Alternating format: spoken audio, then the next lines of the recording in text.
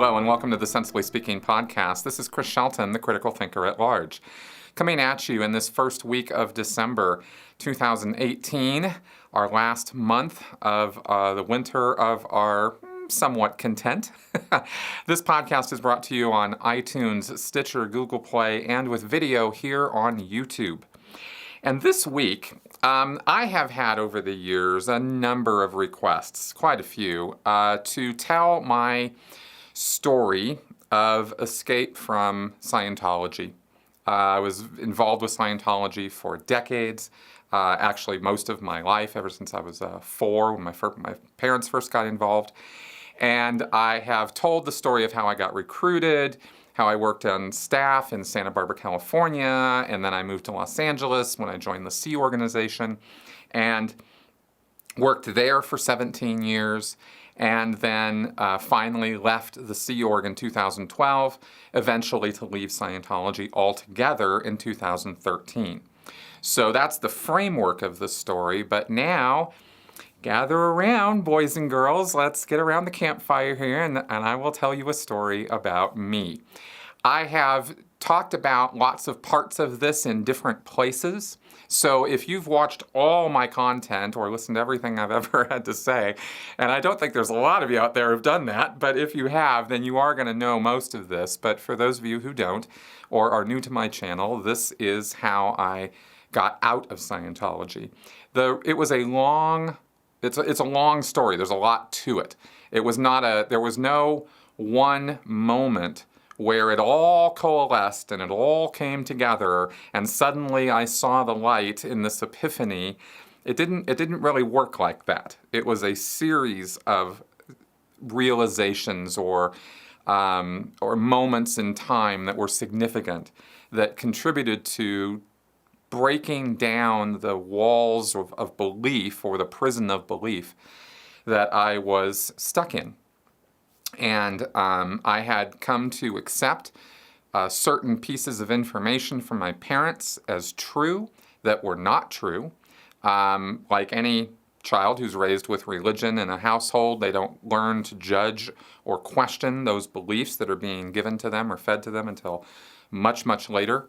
And because of the number of positive reinforcements through my parents and their friends and all the people we were surrounded with during the whole time I was growing up, and then during my really very formative years as a high schooler, as a teenager, getting involved with Scientology head on and doing classes and trying to use it in my life and attributing everything good in my life to Scientology, because that's how you're trained, that's what you're indoctrinated to do. Anything that's good that's happening to you is because of Scientology, and anything that's bad that's happening to you is definitely on you. It's your fault. This was kind of the mindset that I was in through all of my childhood and teenage years. And then I'd had a period of questioning and somewhat some antagonism toward my parents about Scientology. But then once I started going and doing classes myself, that all went away and I fully got on the crazy train, so to speak. So right out of high school, I joined staff and like I said, I was working in Santa Barbara. So those years were difficult. Logistically, they were difficult for me to make a living with other jobs and still work at the church or org, I'll call it. I'm not going to call them a church. I'll call it an org because that's what they call it. And working at the Santa Barbara org was often frustrating for a number of reasons. I did not have much in the way of girlfriends or opportunities for much of that. I never really did the social scene. I never really got hooked up with or connected with that. And I was very, so I was leading a pretty insular, isolated existence as a Scientologist and doing work outside of there to make money, but I wasn't making a lot of friends outside of Scientology either, girlfriends or otherwise. So my life was pretty much just very Scientology oriented, and I kind of had the idea that I was working so much that joining the Sea Org wasn't really going to be that big of a change. Boy, was I wrong about that. So I joined the Sea Org in 1995 and moved to Los Angeles and immediately was put on the job of the Assistant Technical Aide for the Western United States. The A-Tech Aide, West US, was the official abbreviated version of that long post title. Basically, that job put me overseeing all of the delivery of Scientology for all of the Western United States. This included all the way out to St. Louis and Minnesota, to Seattle and Hawaii, and all of the orgs in California, like everything. Sea Org orgs, which are manned by Sea Org members, which are upper-level orgs, where upper-level services are delivered. Everything west of the Mississippi that had Scientology delivery connected to it with an org, not the missions or the field groups, but the orgs, felt under me, my purview, my sphere of influence. And my job was to get these orgs delivering lots of auditing and lots of training. And I got thrown right into it. I mean, I was the way we communicated from the management level with the organizations was by telexes and dispatches. That's how we were supposed to run the orgs, but we were on the phones to them all the time, despite clear-cut Hubbard policy that we were not to do that. The day I walked in to start work in the Continental Liaison Office, or the CLO, that was where I worked. That was the name of the organization where I worked. It's the management organization for Scientology for the Western United States. The day I walked in there, the head of the management unit that I was going to work in, which was called the FOLO, and you're not going to get tested on any of this. I'm just throwing this terminology out here so you know that there's a lot of terminology in Scientology. So I was working. I was working in a subdivision of the CLO called the FOLO, F-O-L-O, or the Flag Operations Liaison Office. And I'm not going to explain the entire structure of all that because I already did that in a video, which you guys can see. I'll link to it in the description to this podcast. So if you want to get the whole organizational structure, you can watch that video and get that. So I'm working in this subunit, and I have this job, and I'm told, you got to get these guys delivering lots of hours of auditing. That's how it's counted every week, is hours of auditing or counseling, and student points. So when people do classes in Scientology, they are assigned a point system for the number of tasks that they do while they're studying. Read a page, that's 10 points. Do a little demonstration, that's 2 points. Do a demonstration in clay, that's 50 points. You know, you get points for all these things. And the total number of all of the student points from all the students all over the Western United States was my statistic. That and the well done auditing hours, and another statistic called the value of services delivered, which was the total monetary value of all the auditing and all the training that was delivered in all the orgs in the West US for that week. So these stats were being kept at the org level. Each org had their VSD and their well done auditing hours and their student points.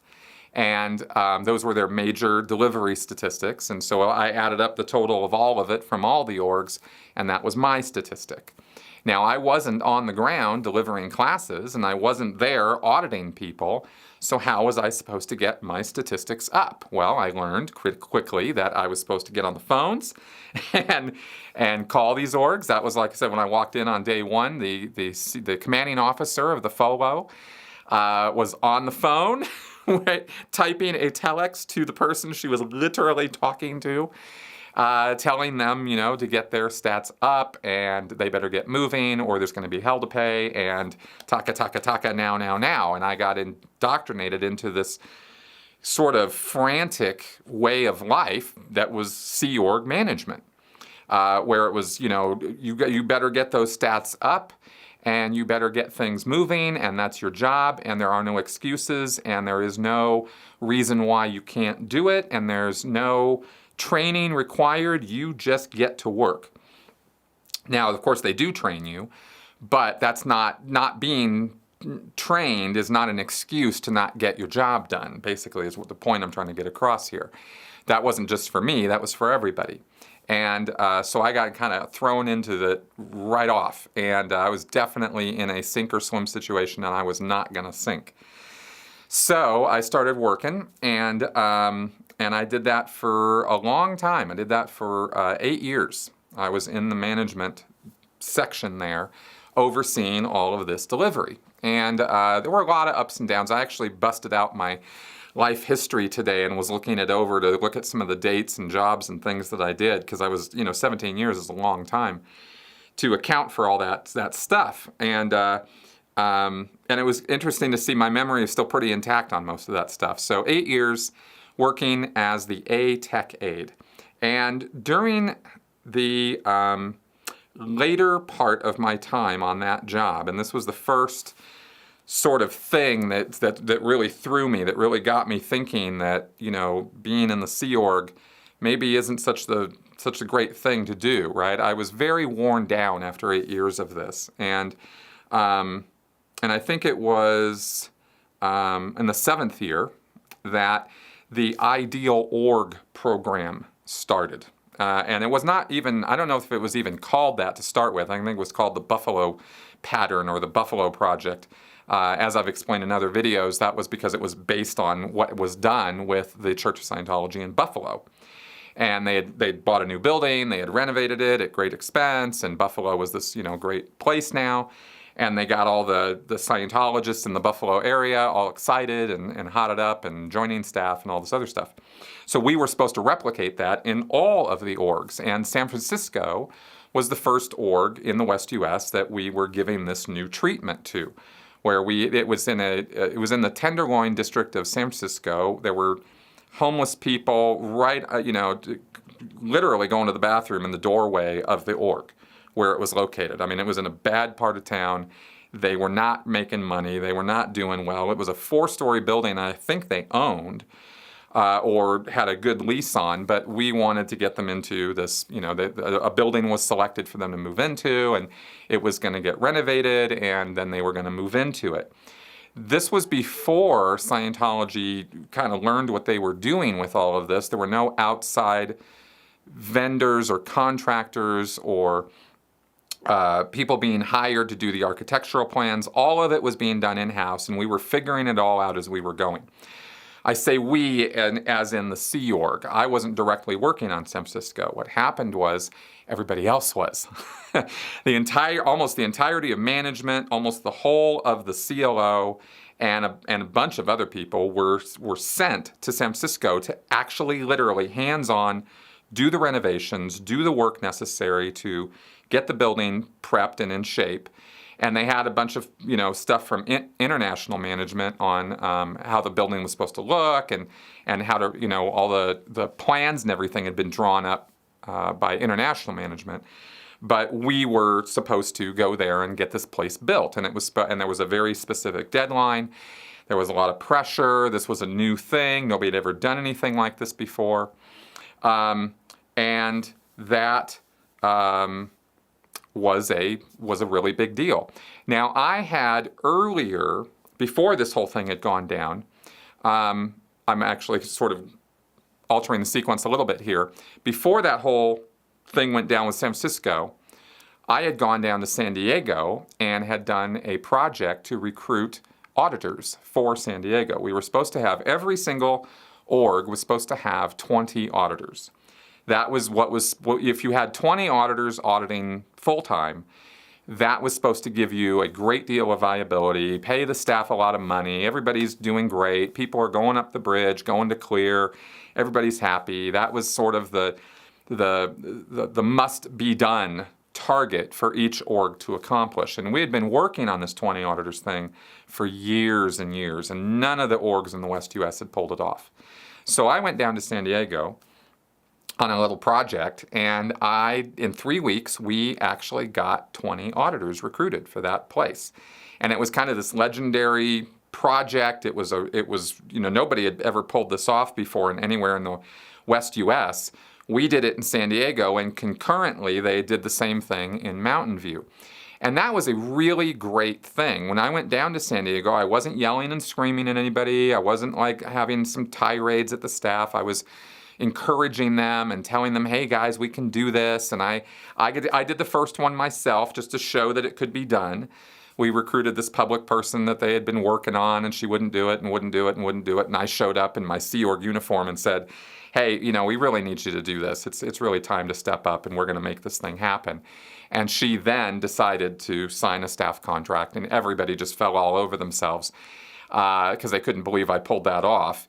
And it wasn't really that big of a deal, but I was like, yeah, of course I did, And they then saw that I meant business and I was for real and I could help them actually make this happen. And we then got to work and we did 20 auditors. When I got back to the management unit, back to the FOLO, I was really hot to get this done, what we had done in San Diego and what had been done in Mountain View. I wanted to get that done in all the orgs because that was kind of my area, right? Auditing and auditors. Like you can't get, well done auditing hours going up statistically if you don't have auditors who are auditing. So I wanted to go out to the other orgs and do the same thing. Well, that got crushed right away. And then I did a whole write-up on everything that we did in San Diego. And I wanted to get that write-up out to all the orgs so they could do it. And within 2 days of that being, it was pages long write-up of all the things we did that were successful. And people out in these orgs wanted this information. They had heard about what happened in San Diego and Mountain View, and they were like, well, if they could do it, we can do it. I mean, this was a real moment. And they wanted to know how to do it. So, I did this write-up, sent it out there, and within 2 days, it got yanked. And the directions from upline were, from our management body down to us, was just tell them to do the birthday game. That's it. Cancel Shelton's write-up. That's not according to any policy, even though I cited numerous policies. We had done everything according to, various L. Ron Hubbard policies. But we had just done it with a vim and vigor and excitement that had really brought it all to life. I mean, San Diego was on fire. And San Diego was this podunk little place that really wasn't doing much of anything. And we went there and did this thing, and they were just out of their heads. They were so excited. So I really knew that this could work, and I knew that we could make this happen in all the other orgs. So when I got those orders to cancel all that, and I wasn't allowed to go out to any of the other orgs, and I wasn't going to get 20 auditors anywhere else, I saw very, very clearly that after 7 years of beating my head against a wall, sending telexes, sending dispatches, doing all this work, trying to get these orgs to get their stats up and make something productive happen there, that we finally did something successful, and then it gets yanked, and I'm told, no big deal, whatever. And I just sort of saw suddenly with clarity all this management craziness that I've been doing for the last 7 years doesn't amount to a hill of beans. These guys, what we're doing isn't working, and it's never going to work. It's chaos here. It's a madhouse of orders and cross orders and more orders, and this senior telling you something different from this senior, and RTC of all people, running around giving us direct orders, which was not at all what they were supposed to be doing, because I'd read the issues on RTC and the Religious Technology Center. This is David Miscavige's organization. They were giving us all these orders, and we were like, why are we getting orders from RTC? But they were so senior, we didn't have any choice but to comply, but it was weird. It wasn't according to any setup that we were supposed to be doing.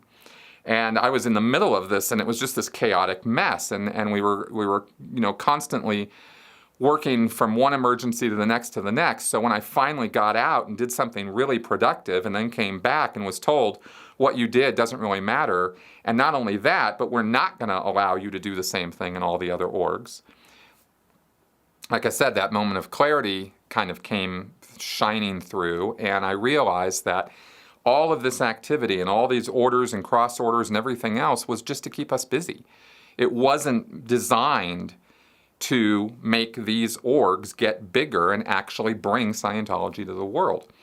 And that was a real important moment of clarity for me, because I'd been, like I said, working for 7 years on this. So that was a point where I really became very disillusioned with management and with what the Sea Org was doing with these orgs.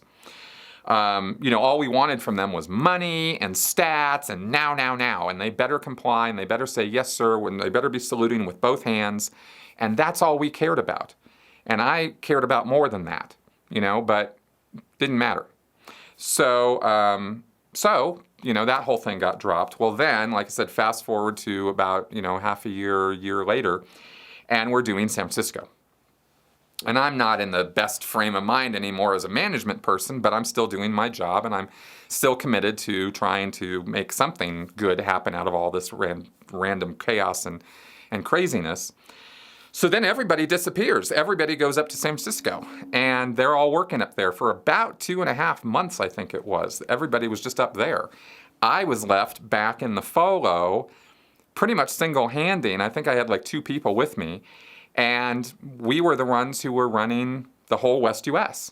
And that includes, I was actually doing the job of the commanding officer of the CLO, as well as the FOLO. So I was giving base briefings, I was attending numerous meetings every day, and I was still expected to be doing my my ATEC job, as well as run all the rest of the management functions. And like I said, this went on for this period of time. I didn't know how long it was going to go on for, and I was starting to feel a little nuts at this point, because if you can, I'm probably not getting this across really well, but the amount of pressure that was on my shoulders, my head, on a daily basis. Not only was I doing all these meetings, doing briefings, sending out telexes, sending out dispatches, trying to get the orgs to do their jobs. I was doing 4 times as many jobs as I'd been doing before as just the ATEC aide. And I was having messengers, these teenage girls who had a whole bunch of authority and not a whole lot of smarts, coming to me and giving me directions and orders and,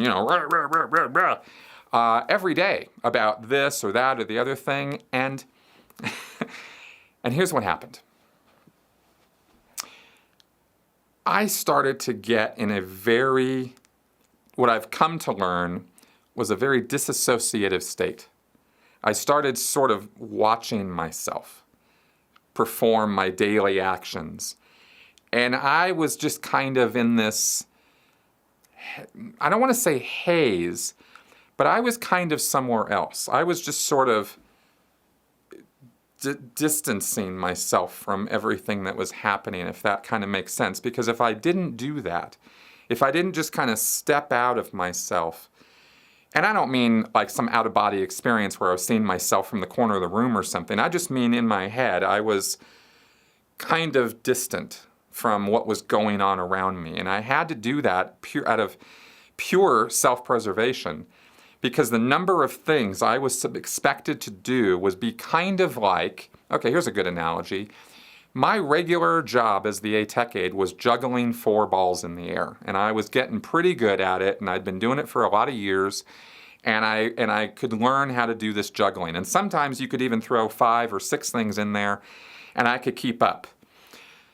But when this San Francisco thing happened, it was like I not only had to juggle these 4 balls, I had to juggle 6 balls, plus a chainsaw and a machete and a kitchen knife and a gun.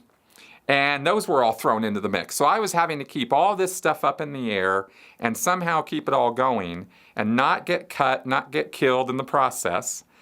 And I just it became so crazy. There were so many demands that every time I tried to start handle one, someone would literally physically come see me and demand I stop what I'm doing and go handle their emergency.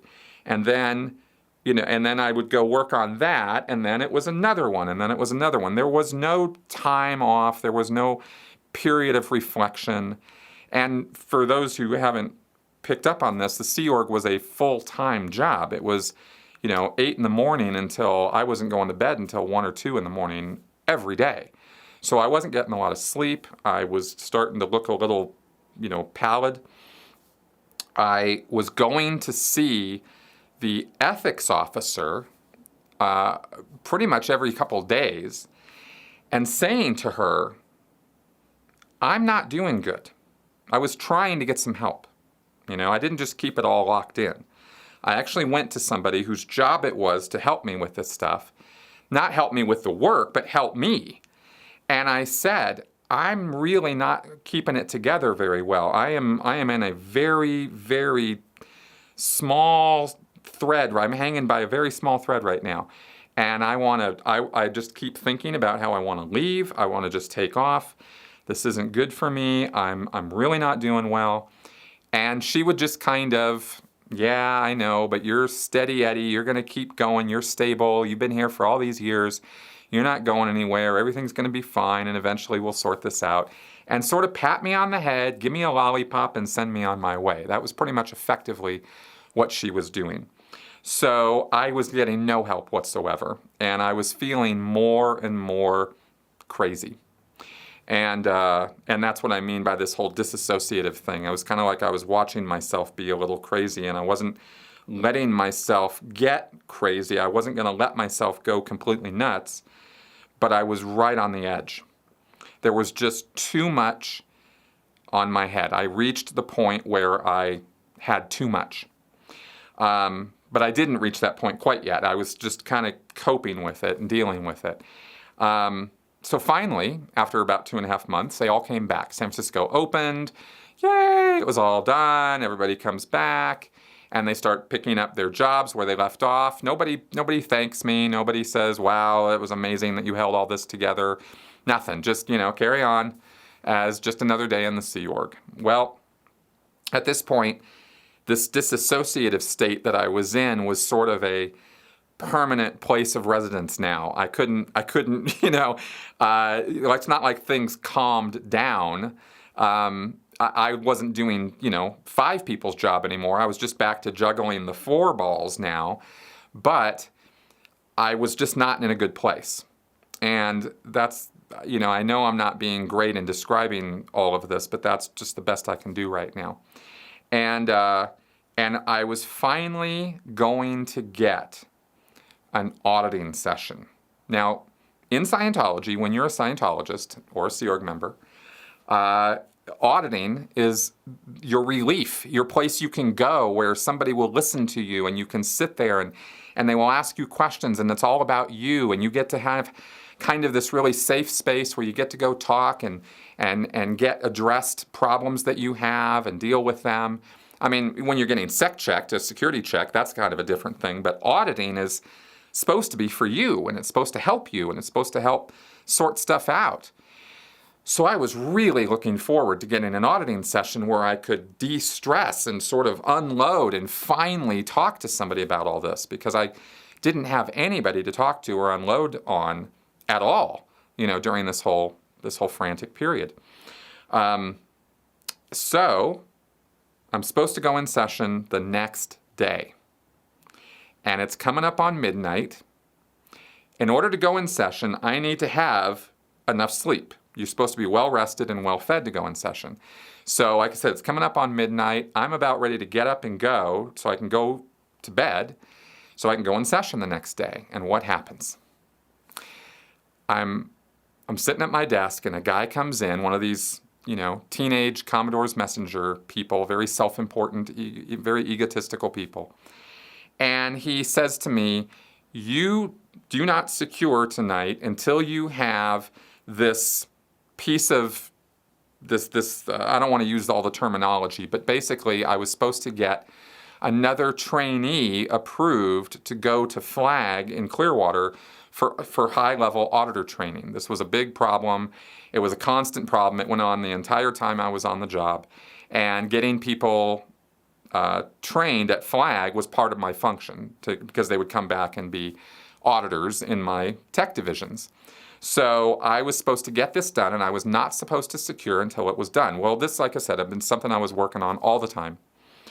And I knew there wasn't anybody to send, and I didn't have any solution of what to do, and I was now told I couldn't secure until I dealt with this. So basically, there wasn't going to be any auditing session the next day. There wasn't going to be any relief, and my life was going to continue to go down the drain. And that was the point that I snapped. And I just said, okay, I'm done. And I very calmly got up He left. I got up from my desk, and I walked out the back stairs of the CLO, and I went up the stairs, and I went out the back, and I just started walking. And it was midnight. I think it was a Sunday or a Monday. And I just went.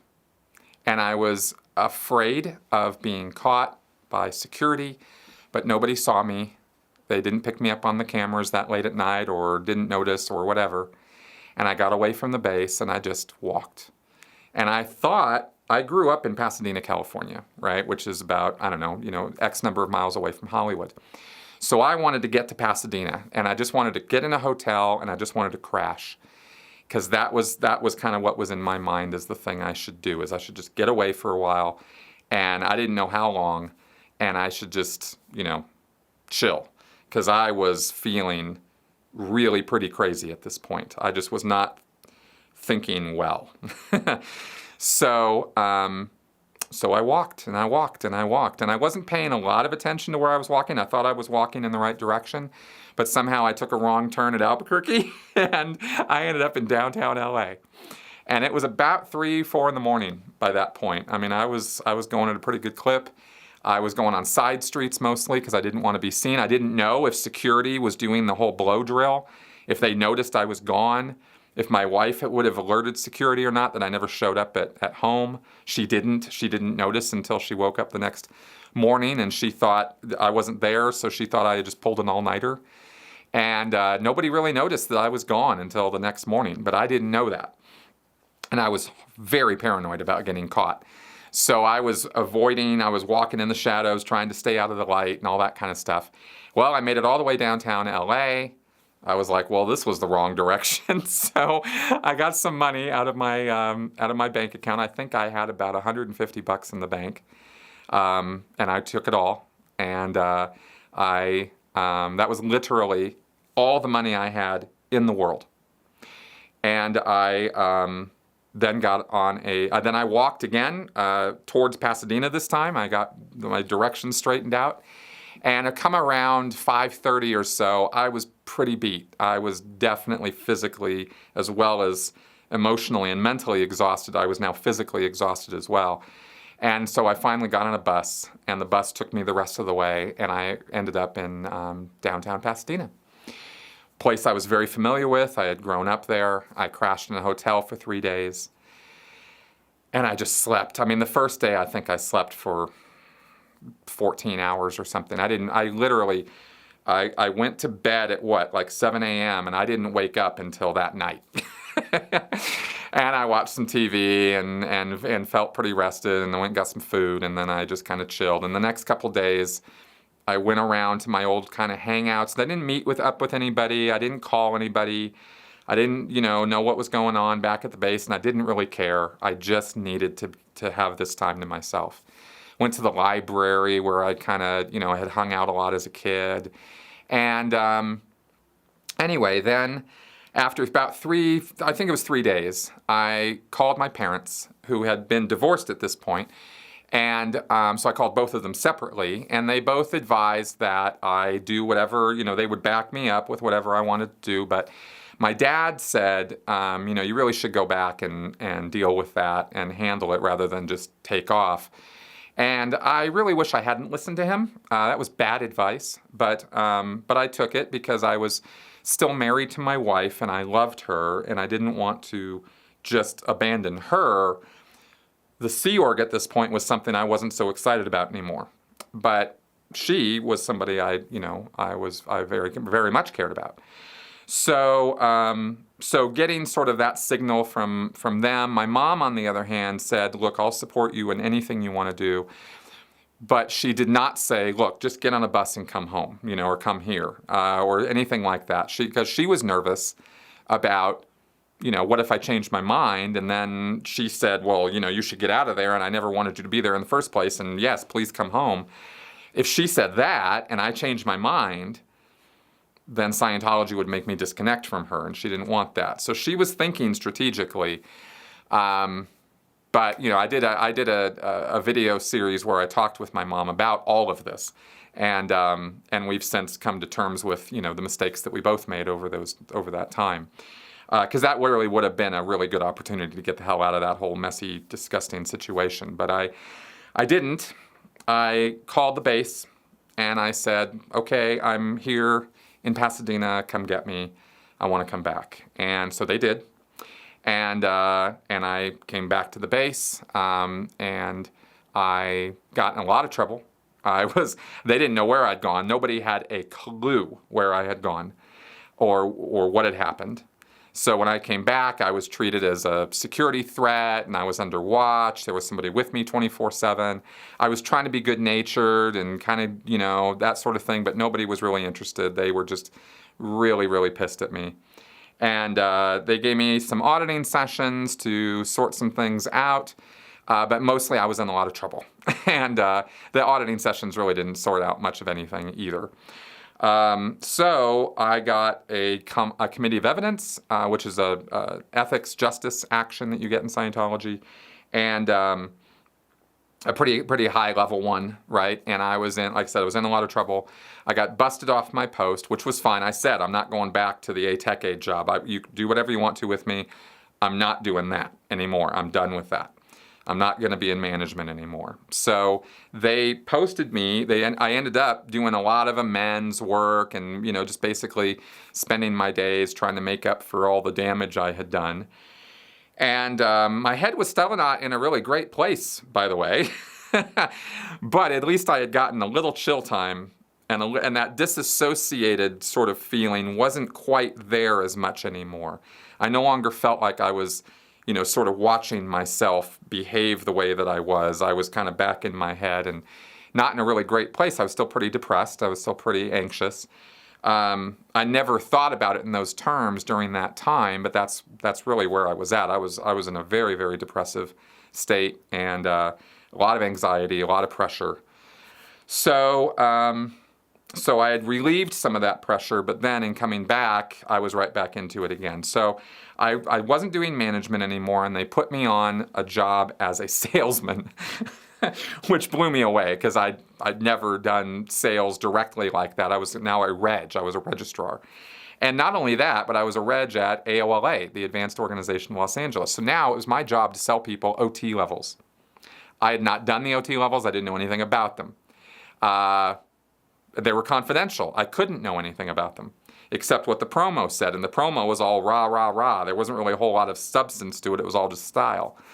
So I just kind of figured out how to talk to people about this stuff, and I did that for a while, and then they put me back into a tech area where I was a course supervisor, and eventually I ended up on the RPF. And at this point, back with my wife, back into the Sea Org, I still wanted to contribute to the overall mission of what this was all about and what was going on, but I didn't want to have these high-pressure jobs anymore. I couldn't deal with it.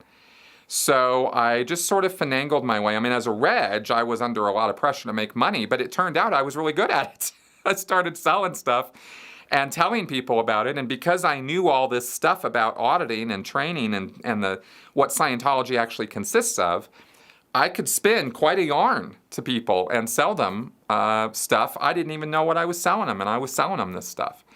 So I kind of learned that I was pretty good at that. And it wasn't because I had a desire to. It was just forced into it by circumstances.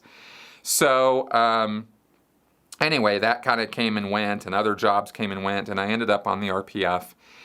And here was the takeaway from that. I cannot even begin to encapsulate the experience of the RPF in a way that I can communicate to you what that 3 years was like, except to say it was not fun. There was no iota, no instance of any fun occurring in that 3-year period. It was hell. It was complete and total hell. For the first month, I was actually right back in that place, that disassociative sort of place I was in before. I mean, I kind of had this year of salesmanship and then doing this course supervisor stuff and other functions I was doing, but I was still not in a really good place. And landing on the RPF was like the lowest of the low of the Sea Org, and suddenly there I was. I was in prison.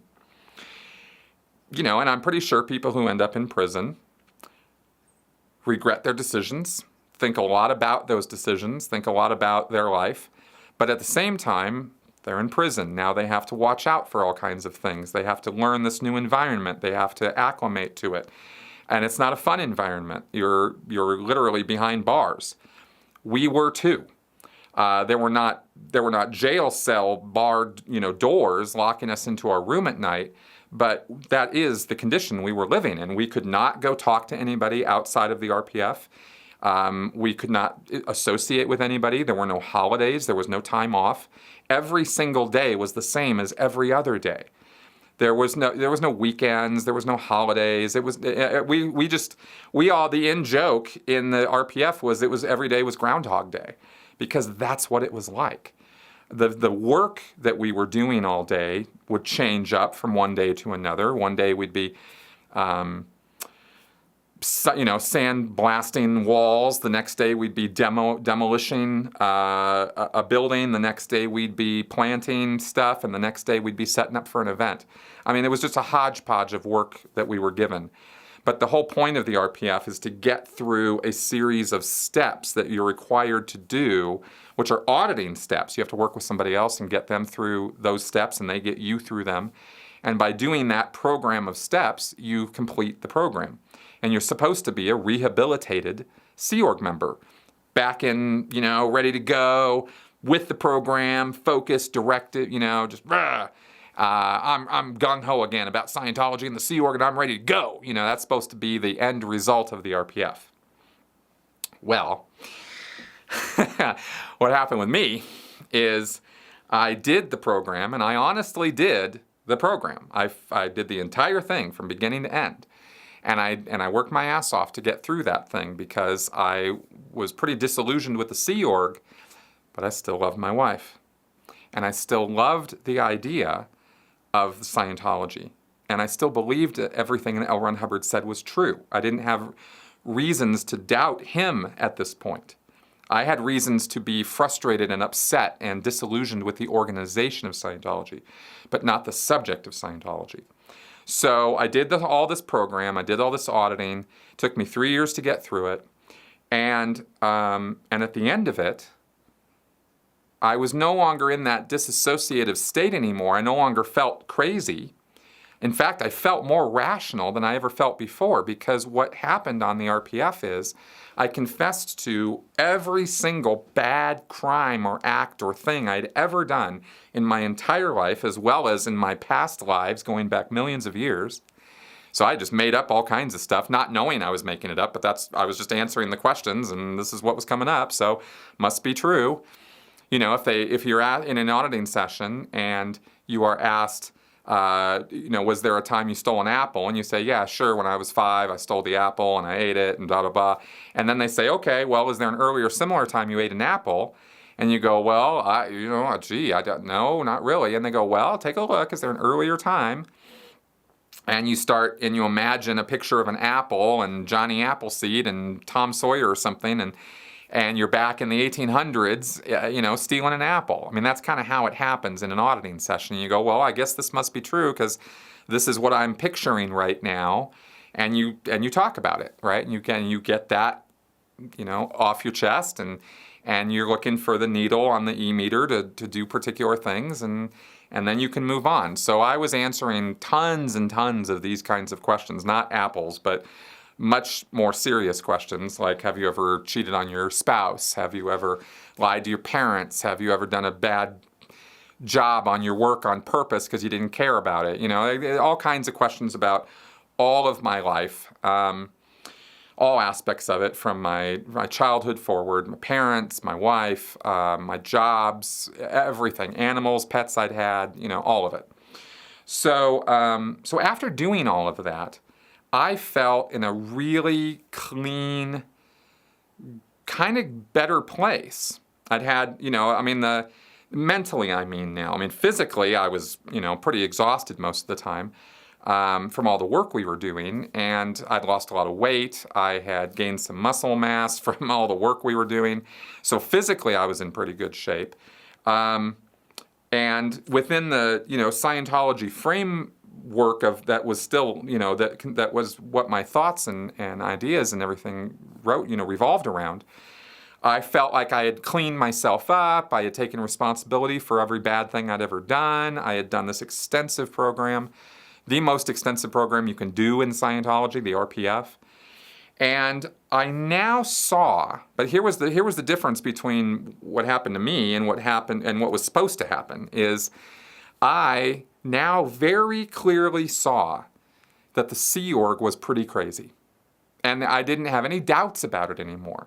Before the RPF, I thought it was all me. I thought every bad thing I was seeing and every bad thing that was going on and all the pressure and everything else that had been going on, I thought that was my weakness, my bad, my inability to deal with the situations that I was being presented with. I had not made it go right. I had not done my duty. That was where my frame of mind, and that was one of the things that was making me so crazy. Was I had impossible demands, literally impossible demands.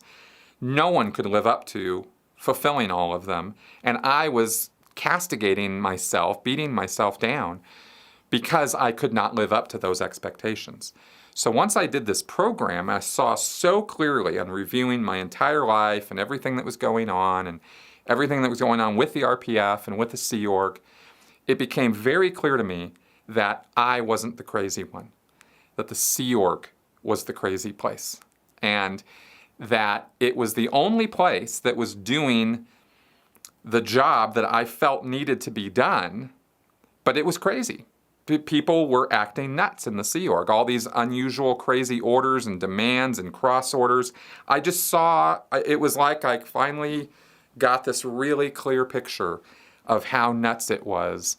But I didn't really feel like I had much of a choice but to carry on in it because I still believed in Scientology, you see.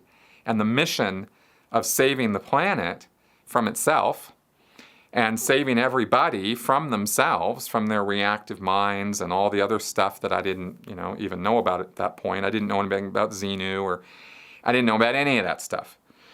So I still believed in the mission, and I was dedicated, And what else was I going to go do anyway? I didn't have any plan B in place, and I didn't want to leave my wife and all of that. So I stuck with it. And I finished the RPF, and then I got posted at Bridge Publications, making books.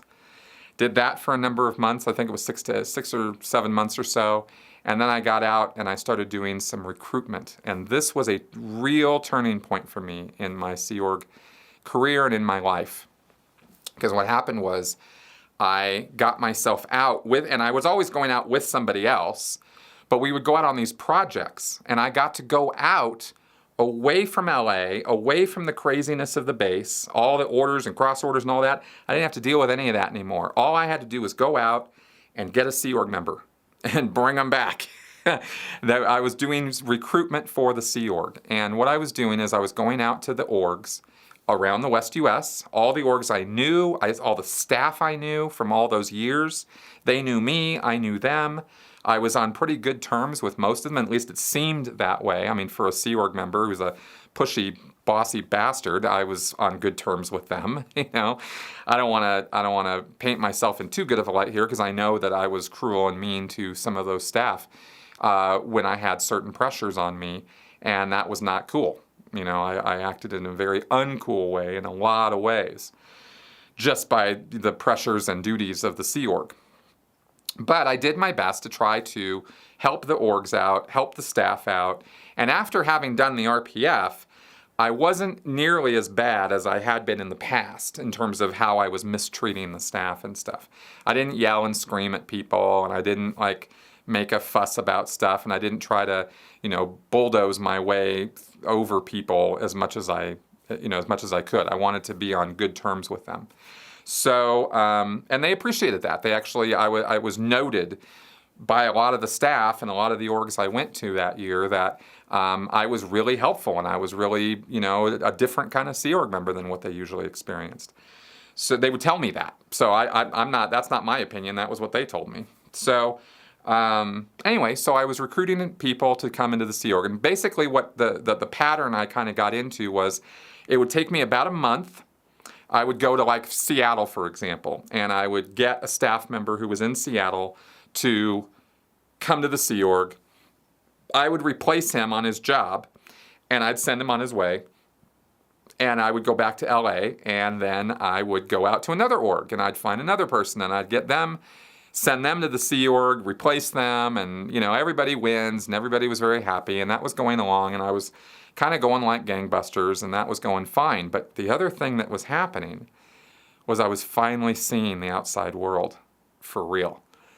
And after all these years in the Sea Org, all those years on staff, I was finally off the base, and I was going around to Seattle and Portland and Twin Cities and, oh gosh, where else did I get people from? Different places in California, the Bay Area. I went up to San Francisco a couple times. And I was interacting with regular people from time to time. I was going out and having lunch and dinner at restaurants and stuff, because that's how when you're out there on projects, that's what you do. And so I was beginning to see that there was a big wide world out there, and there were a lot of people in it. And I started wondering to myself, we talk about in Scientology clearing the planet, getting all these people out here into Scientology. And there's millions of them out there, and there aren't that many of us. How are we going to do this? And the actual numbers and the physical reality of what the job was that we were saying to ourselves that we were going to be doing was becoming very real to me. Like suddenly I was like, it was not just a numbers thing. When you're in a basement office doing management, people aren't people. They're just calculations. They're just statistics. They're just numbers. But when you go out in the big wide world and you start looking around, you go, no, these are people. And every single one of these people needs Scientology, and we have to get to every one of them? Like, we're not even scratching the surface. There's not even a scratch on the surface of this planet.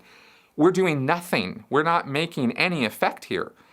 We've got, 20, a big course room with lots of students has 50 people at once in it. I mean, that was a really big deal. If you had an org that had a classroom that had 50 people in it at a time, man, whoa, that place is booming, man. That place is going. Well, you look at a population of San Francisco, or Mountain View or Los Gatos or something, and you're looking at, hundreds of thousands of people, millions of people. We're not going to get to any of these people in 10 lifetimes, in 20 lifetimes. And that started becoming very real to me. I started seeing it, and I started asking a few questions. I was like, wow, man, there's a lot of people out here. How are we going to do this? And everybody I talked to who was in the Sea Org or in Scientology just sort of, it was just thought-stopping cliches. Oh, we'll get to them all. Oh, yeah, it's not a problem. We're going to clear the planet. Oh, yeah, this lifetime for sure. They'll get the message. They'll figure it. We'll get to them. Nobody was really dealing with this question. And to me, this was a fairly important question, because this was my life. This was all I was working on. So to find out, it was kind of similar to that moment I mentioned earlier where I suddenly realized management was not about expanding these orgs and doing whatever it took to make that happen. Management was about being crazy. And suddenly I was seeing that the numbers that we were talking about and at every event, and how we were impinging on the world, and David Miscavige would stand on stage and say we were taking over and, clearing the planet was becoming a reality every single day. Suddenly those words were very, very empty to me. And I saw that we were not at all dealing with reality when we were giving every other Sea Org member the big ego boost about how great we were and how wonderful this all was. We were not that wonderful. We were not doing that good. And we were, in fact, pathetic in terms of our ability to change conditions on the planet. If that was our job, and it was, then we were failing miserably. And I started really thinking about this. And I was like, wow, this is a problem, you know. Well, like everything else, you know, you just kind of push it aside and get on with the program. But I was, you know, it was sitting there. And I already knew the Sea Org was pretty crazy. So the Sea Org was not mobilized or organized to get this job done. And I could see that. But, you know, what else was I going to do? So I did the recruitment. And then I did other projects and missions after that. And I was basically, from that point forward, most of my time was spent out in the real world, not on the base in Los Angeles. And that was a very, very important thing for me to need to experience, because it got my head out of that whole crazy game and into the real world, and I was able to interact with public Scientologists and staff members, and they were a hell of a lot easier to deal with than other Sea Org members. Because, you know, Sea Org members are zealots. They're, you know, they're the elite of Scientology, which really means they're the most fanatical of Scientologists. That's who the Sea Org is. They're a bunch of fanatics. I was one of them, I know. So my fanaticism had been coming down and down and down over these years because of these things I'd been seeing. Other people in the Sea Org were not seeing things the way I was seeing them. They weren't experiencing the same things I was experiencing. So when I would talk to them, I'd have to be sort of, you know, trepidatious. I'd have to be a little careful, a little cautious about voicing my concerns, because if I said too much, they would write me up and then I would be in trouble, and I didn't want that to happen. So I was cautious with voicing my concerns, and I eventually realized I couldn't really say much of anything. So then the final straw here was when I was on this project in Twin Cities, and I've talked about this many times, where I was working on getting people back into this Scientology. They had opened up the new Twin Cities Church of Scientology, where it exists now, in this old kids science museum building. It's huge, 80,000 square foot building. It's gigantic. And Twin Cities is a podunk, nothing place. There's literally 100 Scientologists in a 5-state area around Minnesota, Minneapolis, right? So there was not a lot of business there. And I was noticing that with the craziness of the Sea Org and stuff, we were there to get this place going, but the orders we were receiving were all about money and just getting money from these people. It was not about selling books, getting people in for auditing or for training, or nobody really cared about that. It was just money, money, money, money, money. And I started thinking to myself, man, really? It's just that blatant now? We're just about the money? Yeah, we were.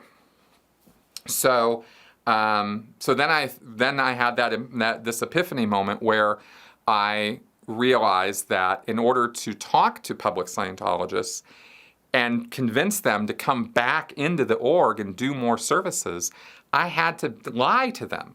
I had to tell them things that, you know, I had to misrepresent the cost of services, or, you know, what had happened. If they had had a poor service situation, they'd paid money and they hadn't gotten some auditing, or they hadn't gotten satisfactory training or something, they weren't happy with it, I would bend over backwards to help them out and try to sort that out. But I realized that I was also having to, you know, bend the truth quite a bit, because I wasn't supposed to make Scientology look bad in handling their concerns. And sometimes we had screwed up in really, really big ways. Not me personally, but the organization. And in order to get somebody back, you have to tell them, yeah, we screwed up. But I could only go so far with that. I couldn't refund their money if they had been ripped off, and some of them had been. I couldn't, you know, there were things I couldn't do. And so that was where some of the lies and stuff started coming in, because I still had to figure out how to get them back in, and it was just kind of a big, you know, it was difficult. So once it hit me that I was lying, not bending the truth, not fibbing, but actually lying, I went, wow, I've really sunk to that level now. You know, that's my life, is I'm lying to people to convince them to come into Scientology. After we screw them over, I'm kind of getting them back in here, and I'm not at all sure that we're not going to screw them over again. and again, because that happened a few times. Again, not because I was screwing these people over, but because that's just how the organization is set up. It's set up to take your money, never give it back to you, and if you don't do the services, well, okay, there's the door, bye. They try to get you back in. That's what I was doing for some of that time.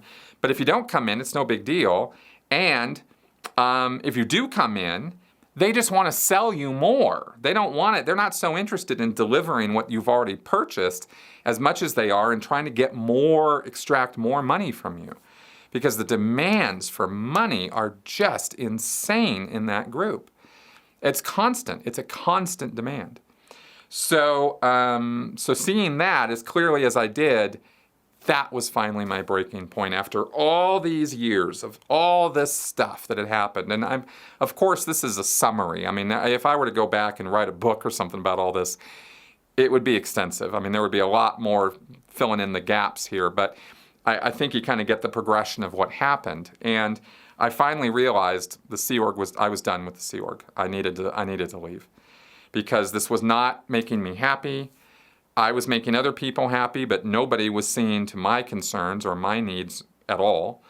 And I just was not satisfied and I realized that my life at this point was half over. I mean, I was 42 years old at this point, and I was not happy. And I said to myself, okay, I'm going to leave the Sea Org. And eventually I did. By the end of 2012, I was out. I've told that story enough times that I think you guys know it. And I got, in 2013, I moved back to Twin Cities, which nobody was happy with from the Sea Org. They were very, very unhappy with me for doing that because they thought that since my last mission in the Sea Org had been in Twin Cities, and then I left, and then I showed up and I'm not a Sea Org member anymore, this was a bad thing, right? I was black PRing, quote unquote, the Sea Org. I was presenting a bad image of the Sea Org because I left. So clearly, I must be showing that the Sea Org is bad because if it was so great, why would I leave, right? So that really pissed a bunch of people off. And they said, you can't go into the org, you can't be friends with any Scientologists, you can't, do any of these normal things that normal Scientologists get to do because you're a former Sea Org member and you suck, basically was the message. And I wasn't happy about that. I understood it, I was patient with it, but I wasn't happy with it. And having already seen a bunch of things on the internet, previously I'd seen bits and pieces of stuff. Now I had full internet access. And I was an inquisitive person, so I went down the rabbit hole and learned all the awful, horrible truths about L. Ron Hubbard and his life, David Miscavige and how he was beating on staff and doing lots of other things. And like I said, I'd heard some of that stuff before, but I'd sort of reconciled in my head that, well, David Miscavige doesn't really beat on his staff because if he did, then how could he produce all these wonderful things? But then I started realizing he wasn't really producing all these wonderful things. And once I saw that pretty clearly, I went, wait a second, maybe these guys are saying the truth. Maybe he really did beat on them. And then I learned all the lies, and then it made total sense to me that he was beating on his staff because what else would he do? He's a megalomaniac nutcase. So of course that's what he's doing. And everything just kind of fell into place. And I was no longer suffering from any illusions about Scientology anymore. And at that point, I was ready to get out. And by the end of 2013, I was totally out. So that is the sequence of events that happened that led me progressively, one step after another, all the way out of the Sea Org. I have always said, half jokingly, that I am a slow learner. It should not have taken me that long to get out. But I was raised with this, and that's really my only excuse in looking back on it. Like, why would I hold on to these beliefs? Why would I put up with so much abuse? Because I was told that it was necessary, and I believed it. I was told over and over and over again that it is a tough, hardcore group, the Sea Org. It's not supposed to be easy, and I wanted that elite status. I wanted to be considered one of the good guys, And I wanted to be one of the people who was making a difference in the world. And if I had to suffer through a whole bunch of crap in order to make the world a better place, I was willing to do that. And I don't, and I that sounds very altruistic, and it is very altruistic. I mean, that was what motivated me. And I don't say that as an ego boost. It's just where my head was at. And I was sold on, from a very young age that Scientology was the only thing that was ever going to be capable of making a difference in this world. So when I then started seeing the big wide world and seeing that people were getting along just fine without Scientology, got those wheels turning. And eventually when I finally left altogether and really immersed myself in the real world, I saw not all, but I saw a lot of the good and bad and ups and downs and everything else that is life. And as I've been acclimating to the real world over the last 5 or 6 years, I have certainly had plenty of ups and downs, and learned that the world is not all good, not all bad. It just is what it is. It's kind of what we make it, as far as our own lives go. And that's what that's where I'm at now, as far as recovering from Scientology and moving on from it. So now I finally have something I can refer people to here in this podcast. For those of you out there who have ever wondered what's the whole story, that's pretty much the whole story. At least as summary, easily as I can relate to you within an hour or so period of time. I hope that this was somewhat interesting and informative, and hopefully a little entertaining.